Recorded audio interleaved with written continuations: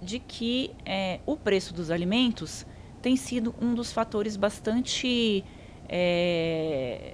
importantes aí nessa pesquisa que mostra o Flávio Bolsonaro na frente do Lula. Então, uma insatisfação com o governo se reflete em votos para o Flávio Bolsonaro. Muita gente diz, eu não gosto do Flávio, não gostaria de votar no Flávio, mas vou votar no Flávio porque eu não quero mais que o presidente Lula continue no governo. Então, o preço dos alimentos, que é algo que as pessoas têm que lidar com isso no seu dia a dia, é algo que tem assustado bastante, e aí, junto com isso, o endividamento das famílias, que bateu recorde, e o governo correu para tentar fazer alguma coisa depois que esses números vieram à tona, já temendo impactos aí no ano eleitoral. Então, não é uma política de governo ajudar as famílias a sair da crise, é uma política eleitoreira que o governo tem tomado.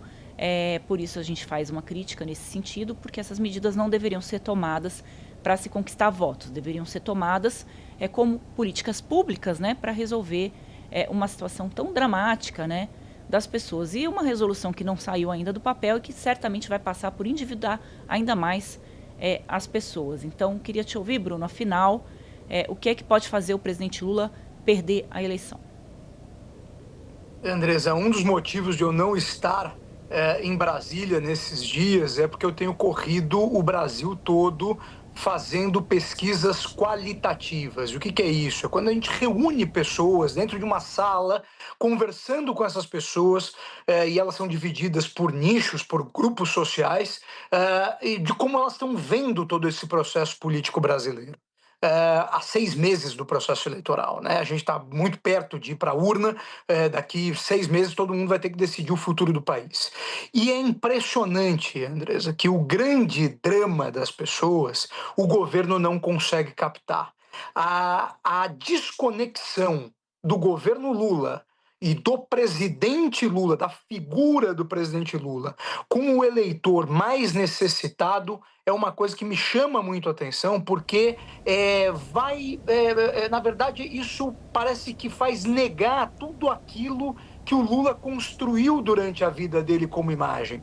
O Lula sempre foi alguém próximo das pessoas. Você pode criticar, achar que ele não era bom, que ele é bom, é uma questão de opinião. Mas o fato é, até pela trajetória de vida do Lula, as pessoas imaginam que ele tenha uma preocupação social ou que ele, pelo menos, tenha uma sensibilidade de como está a vida das pessoas.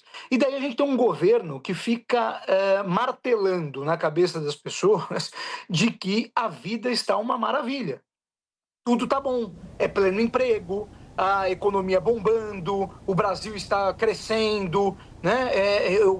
De novo, eu sempre repito a frase da nossa Maria da Conceição Tavares, uma das grandes mentes do PT, da história do PT, a socióloga, que dizia que o povo não come PIB, né? E parece que o PT se desaprendeu essa frase. As pessoas estão com uma condição de vida muito ruim. E elas votaram no Lula com a expectativa de que a vida fosse melhorar. E a vida não melhora. Esse é o grande drama do governo Lula. E não adianta você fazer discurso de que está melhorando quando a coisa não acontece. Eu vi até você postou esses dias na tua rede social falando do preço das coisas quando você foi comprar. Isso para uma pessoa que tem condições de fazer compra. Imagina para a classe mais baixa do Brasil, que a gente tem um país que a grande maioria da população não recebe, não tem uma renda média acima de R$ 3.000. Então você vai no mercado e gasta R$ 600, R$ 700, você está consumindo quase que metade, ou pelo menos boa parte da renda da grande maioria da população. Bruno, Então, gasta R$ 600 para levar 4 sacolinhas só, que você também tem que pagar a sacolinha, né? Não é uma tem compra isso do também. mês, né? Como a gente fazia antigamente, com um valor razoável, que você colocava lá alimento na despensa, que aliás é uma característica do brasileiro, que ficou lá um ranço da inflação, né? Você ter alimento estocado em casa, mas você conseguia abastecer a despensa. Hoje você já não consegue mais, né? Não, e soma-se a isso aumento da energia, conta de água em vários lugares crescendo, inclusive em São Paulo. Um dos problemas que o Tarcísio tem enfrentado um pouco de rejeição é o aumento do preço da conta de água com a privatização da Sabesp.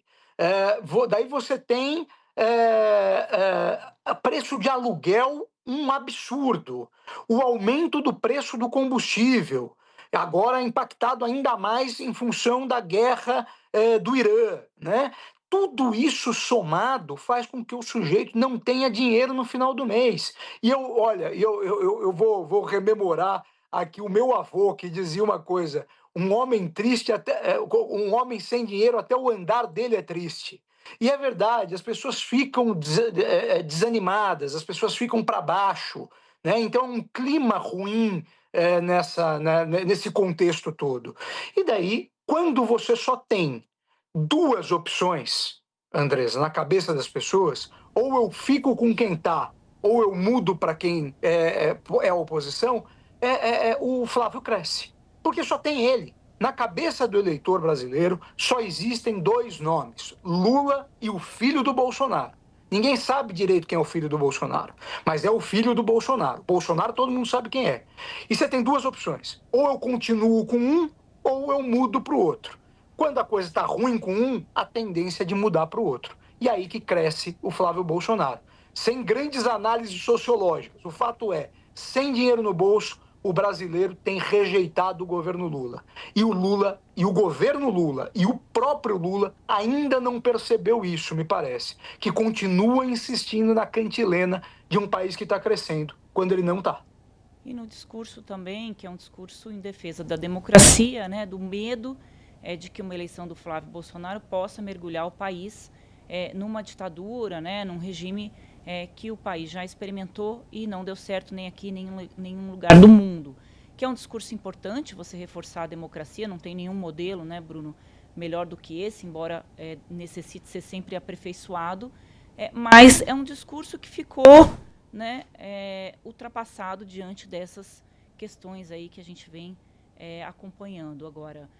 Você colocou um ponto, né, da questão do preço dos alimentos, sem dinheiro do bolso. O que isso faz, né, com que as pessoas se endividem mais, né? Porque para você conseguir sobreviver nesse cenário e que o dinheiro não chega no dia seguinte, não é nem no final do mês, né, caiu na conta e sumiu, você se endivida ou você corre para outros caminhos mais dramáticos, que é tentar a sorte num jogo, por exemplo, nessas bets, nesses jogos online, né?